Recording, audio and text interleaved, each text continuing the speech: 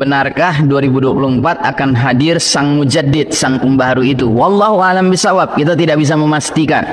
Tapi benarlah memang ada hadis Nabi mengatakan fi kulli ra'si mi'atus sana atau mi'atu am, di setiap awal 100 tahun akan muncul seseorang yang Allah takdirkan menjadi mujaddid, yang memperbaharui ya vitalitas kehidupan beragama umat Islam ini.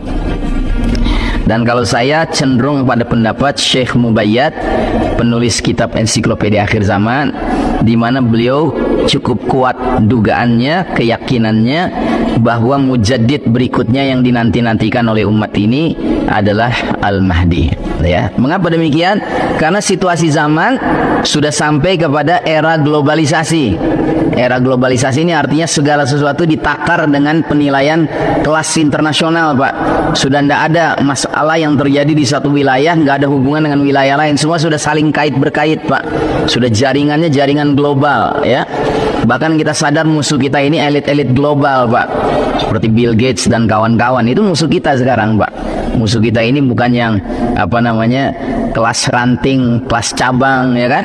Tetapi yang di sana, Pak, itu musuh kita yang sesungguhnya, ya.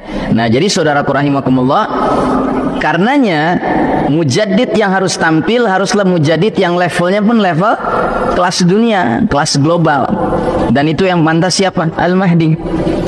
Sebab hadisnya juga mengatakan ubasyirukum bil mahdi yub'atsu fi ummati ala ikhtilafin minan nas wa zalazil fayamla'ul arda qistan wa adlan kama muliat jawran wa zulman. Artinya, kuberitakan kabar gembira dengan diutusnya Al-Mahdi ke tengah-tengah umat ini pada saat terjadi banyak perselisihan antar manusia, satu. Kedua, gempa-gempa berlangsung, ya, baik gempanya itu natural, alami, maupun gempa man-made, buatan manusia, ya. Harus diketahui, Pak, sekarang ini gempa ada yang merupakan efek dari senjata rahasia pihak elit global, Pak, ya, senjata rahasia musuh, ya. Dalam hal ini mereka punya yang namanya HARP, ya. HARP itu kepanjangannya kurang lebih sebuah alat yang bisa merekayasa bencana alam, Pak, merekayasa bencana alam, ya. Dan kenapa mereka lakukan ini? Karena mereka merasa diri mereka digdaya. Mereka merasa mereka berhak playing God, bermain sebagai Tuhan, menentukan bencana di sini, bencana di sana, begitu, ya. Sesuka hati mereka karena teknologi canggih.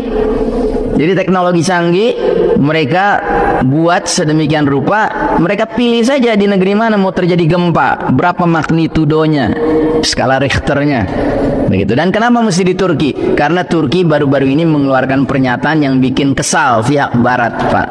Ya, ceritanya panjang, tapi intinya adalah kalau mereka nggak suka, ya sudah, mereka datangkan bencana di situ sebagai pelajaran kepada yang tidak mau nurut dengan sistem dunia sekarang, yang lebih pantas disebut sistem Dajjal ini, Pak.